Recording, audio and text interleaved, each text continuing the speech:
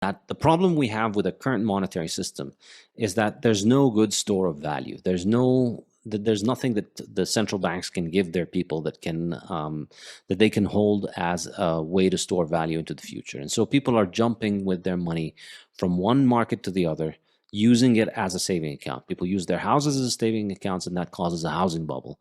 They use their stock market as a saving account, and that causes a stock bubble. The stocks become overvalued and then they crash. They use government bonds, and that causes the mother of all bubbles, which we're watching right now, where governments get to spend infinitely. All of that is because there's no reliable store of value. And all of that is because the current monetary system monetizes debt. So it encourages people to take on debt, and it encourages people to issue more debt. Well, Bitcoin provides us an alternative. We no longer need to park our money in debt. We no longer need to invest in mortgages. We no longer need to invest in corporate bonds or government bonds. We can just put our savings in Bitcoin, and then that won't create debt. And then that won't create all of that instability that follows from debt. And so I think there is an optimistic case in which Bitcoin continues to grow, and the fiat and debt economy continues to do what it does, which is, fiat devalues over time, and that just leads to, a decline in the value of fiat, and that's a decline in debt. And now the majority of the world is in debt. Nobody has, at least nobody rich and powerful has savings in dollars. So if the dollar goes down, everybody's debt problems are resolved. The problem without Bitcoin is if the debt goes down, well, then people's savings collapse. Like if the bond market collapses, well, the U.S. government is free from all of its debt, which is good for the U.S. government. But it sucks for all the people who bought bonds, who now have to go, don't have savings.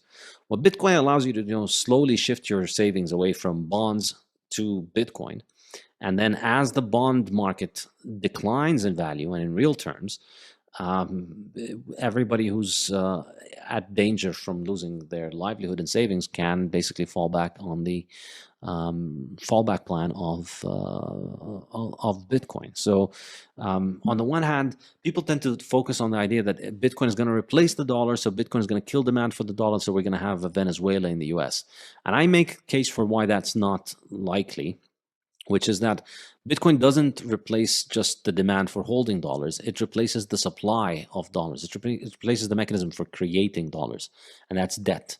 And the reason we create so many dollars is because people want to lend. Back in 2006, everybody in the world wanted to invest in mortgages, and the U.S. banks were giving mortgages to anybody because pension funds from all over the world thought that U.S. housing is the most safe thing.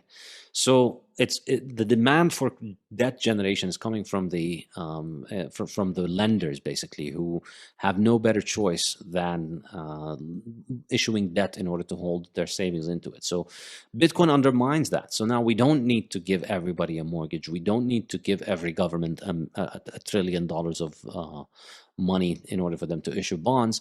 And then we can just slowly inflate the value of the debt away and move the savings into Bitcoin. Fascinating stuff. The book is called The Fiat Standard. The first book is called The Bitcoin Standard. I recommend it to all students of investing, economists, etc.